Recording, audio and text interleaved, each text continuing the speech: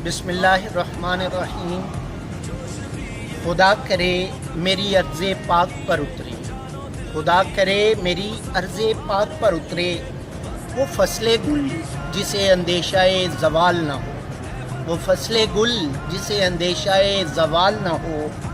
यहाँ जो फूल खिले, यहाँ जो फूल खिले, खिला रहे बरसों, यहाँ ख़ज़ां को गुज़रने की भी मजाल ना हो। अस्सलामु अलैकुम वरहमतुल्लाहि वबरकातुहू। डॉक्टर मोहम्मद आज़म रज़ा तबस्सुम, चेयरमैन ग्लोबल हैंड्स।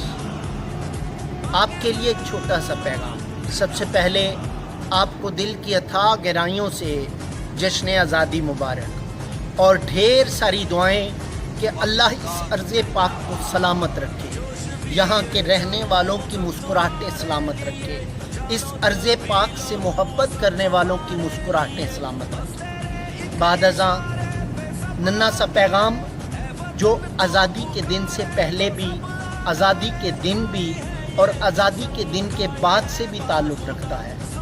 हम अपनी मोहब्बत में अपने सीनों पर झंडे लहराते हैं।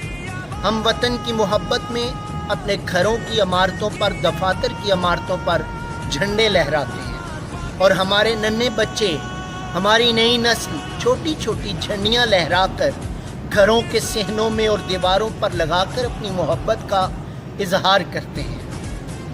मगर जश्न आज़ादी के प्रोग्राम्स ख़त्म होने के बाद वही झंडियाँ और झंडे कभी कभी सड़क पर रोंदे जाते नज़र आते हैं, मट्टी का हिस्सा बनते नज़र आते हैं, तो यकीन मानिए दिल दर्द से तड़प उठता है। मेरा ही नहीं बल्कि हर पाकिस्तानी का, हर मुहिब्बुल वतन का दिल इस बात से तड़प उठता है। वतन की मोहब्बत में याद रखिए, ये झंडा ये किसी कौम की अज़मत की अलामत हुआ करता है। ये झंडियाँ मोहब्बत की अलामत हुआ करती हैं, इनका लहराना मोहब्बत की सकाफ़त कहलाता है।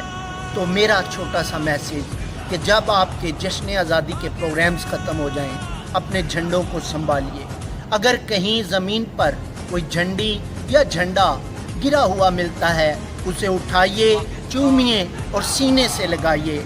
और यही झंडा हमारी बुलंदी की, हमारे फ़ख्र की अलामत है, अपने वतन से प्यार की अलामत है। और मेरी दुआ है हर वो शख्स जो अपने वतन से और वतन के परचम से मोहब्बत करता है, अल्लाह ताला उसकी मुस्कुराहटें सलामत रखे। वस्सलाम। डॉक्टर मोहम्मद आज़म रज़ा तबस्सुम, ग्लोबल हैंड्स, पाकिस्तान।